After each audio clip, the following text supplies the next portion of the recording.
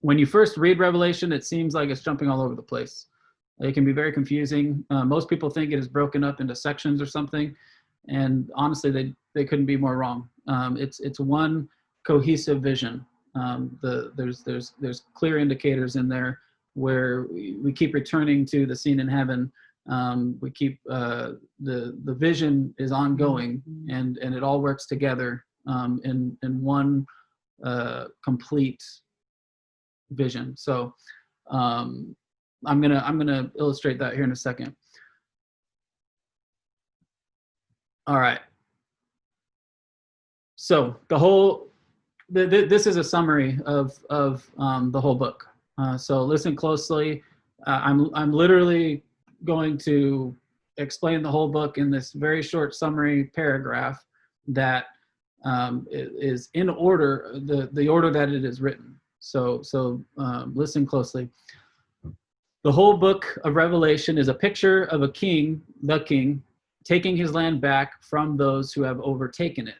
There is a complicated war strategy, and here's the situation. The king gave the land to his people, and now the land has been taken over completely by the enemy.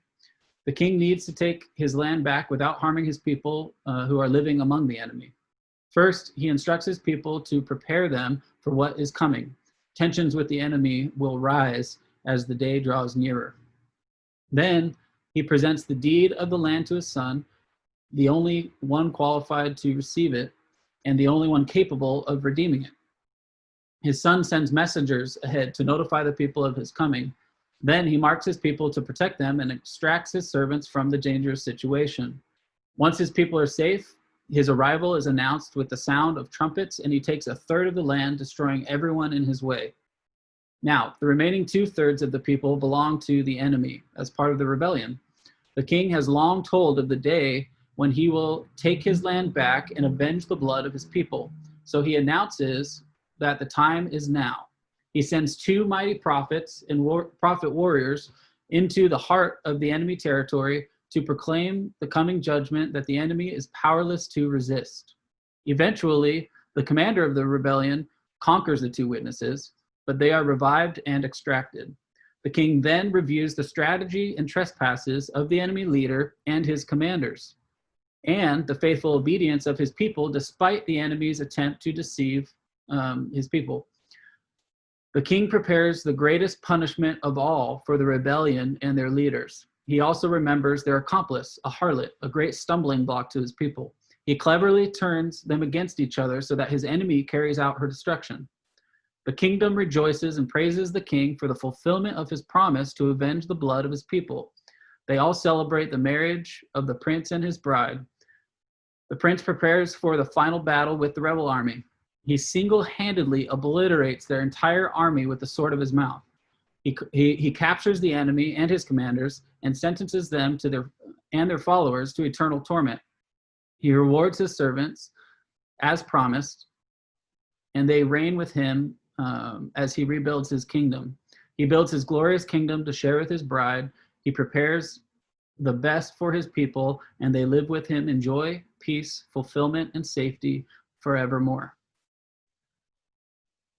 I'm going to put that summary into a link in the description of this video, and I encourage you to read it. I'm going to include the chapters that I'm referring to in each of the sentences in sequence, so that you can read Revelation and you can reference it for yourself to understand the whole context of the book, the cohesive nature of the book.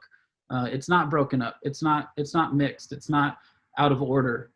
Obviously, there's multiple characters in the book. So anytime you're telling a story about multiple characters who are doing things simultaneously, you have to go back to what the one character was doing while the other one was doing something else. But it's chronological. It's a fairy tale story. It's amazing. God is doing amazing things throughout history, and this is sort of the culmination of everything he's been building up towards. And we, as his bride, the church, we as his individual people, his bondservants, are in for a treat. We get to to be rewarded as we endure till the end, and we get to see him do everything that he says he was going to do before it even happened.